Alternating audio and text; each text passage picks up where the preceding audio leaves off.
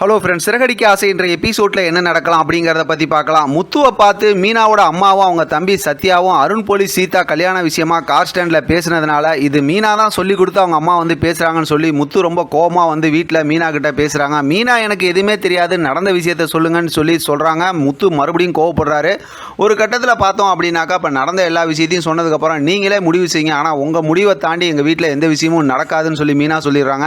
ஆனால் எங்கள் அப்பா உயிரோடு இருந்திருந்தா இந்த மாதிரிலாம் செஞ்சிருக்க மாட்டார், சீதா வந்து அவங்க விரும்புகிற வாழ்க்கையை அமைச்சு கொடுத்துருப்பாரு அப்படிங்கிற மாதிரிலாம் சொல்கிறாங்க. அப்போ உங்கள் அப்பா கிட்ட சாமியார் வச்சு பேசிடலாம், அதுக்கு சாமியார் ஏற்பாடு பண்ணலாம் அப்படிங்கிற மாதிரி முத்து சொல்லிட்டு அங்கேருந்து கிளம்புறாங்க. மீனாவும் யோசிக்கிறாங்க. அடுத்து பார்வதி உட்காந்துருக்காங்க. விஜயா டான்ஸ் கிளாஸ் சொல்லி கொடுத்துட்டு இருக்காங்க.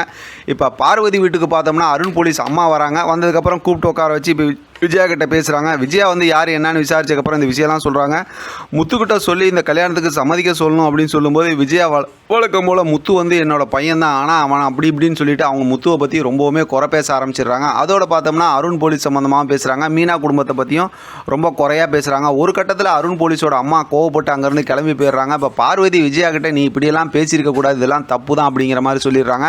இப்போ முத்து வீட்டில் இருக்கும்போது யாரோ கதவு தட்டுற மாதிரி இருக்குது. யாருன்னு போய் கதவு திறந்து பார்த்தா ஒரு சாமியார் ஒருத்தவங்க வராங்க. அவங்க வந்ததுக்கப்புறம் பார்த்தா முத்து தப்பாக புரிஞ்சுக்கிட்டு மீனா சொல்லி தான் அவர் வந்திருக்காரு, மீனாவோட அப்பா கிட்ட பேச போகிறாருன்னு சொல்லி ஆரம்பத்துலேருந்தே காமெடி கலாட்டாக ஸ்டார்ட் ஆகிடுது. ஆனால் அவர் ஏதோ பேச வராரு, முத்து பேசவே விட மாட்டேங்கிறாங்க. ஒரு பக்கத்து சுருதி வந்து இவர் வந்து பேய் கூட பேச போகிறாரா, ஆவி வர போதா, நான் வீடியோ எடுக்கிறேன்னு சொல்லி ஒரு பக்கத்து சுருதி காமெடி பண்ணிகிட்டு இருக்காங்க. ரவி சமாதானம் பண்ணிகிட்டு இருக்காங்க. இன்னொரு பக்கத்து பார்த்தோம்னா மனோஜ் ரோகிணி நிற்கிறாங்க. இப்போ அண்ணாமலையும் கேட்குறாங்க, விஜயாவும் கேட்குறாங்க. மீனா வந்து நாளாக வர சொல்லல அப்படிங்கிற மாதிரி சொல்கிறாங்க. ஆனால் அந்த சாமியார் தொடர்ந்து பேசினதுக்கப்புறம் பார்த்தா கதவை தட்டுறாங்க.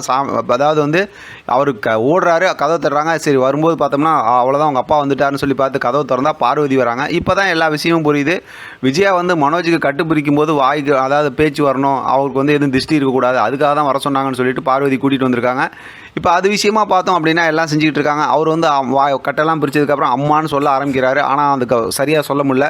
டக்குன்னு ஒரு சூடத்தை ஏற்றி அந்த நெருப்போட தூக்கி மனோஜோட வாயில் அந்த சாமியார் போட்டுறாரு. அதோட பார்த்தா எல்லாம் அப்படியே பதறாங்க. இன்றைக்கான எபிசோட் முடிச்சிருக்காங்க. பெருசாக கதை எதுவும் மூவ் பண்ணல அப்படின்னாலும் ஒரு மாதிரி ஆவரேஜான எமோஷனல் ஸ்டோரி தான் அப்படின்னு சொல்லலாம். நம்ம ஏற்கனவே சொன்ன மாதிரி நம்ம சேனலில் என்ன ப்ராப்ளம்னு எனக்கு ஒன்றுமே தெரியல. ரொம்ப கவலையாக இருக்குது. ரொம்ப கம்மியாக வியூஸ் ஓடிக்கிட்டு இருக்குது. நமக்கு ஆதரவு கொடுக்க எல்லா நண்பர்களும் நீங்கள் வந்து நம்ம சேனலுக்குள்ளார வந்து நோட்டிஃபிகேஷன் வருதுன்னு எதிர்பார்க்காதீங்க. நீங்களாவே வந்து பார்த்துட்டு லைக் பண்ணுங்கள். சீக்கிரமாகவே இந்த ப்ராப்ளத்தை நம்ம சரி பண்ணிடலாம். சப்போர்ட் பண்ணுங்கள். இதை பற்றின உங்களோட கருத்து கமெண்ட் பாக்ஸை தெரியப்படுத்துங்க. தொடர்ந்து ஆதரவு கொடுங்க. தேங்க்யூ ஃப்ரெண்ட், தேங்க்ஸ் ஃபார் வாட்சிங்.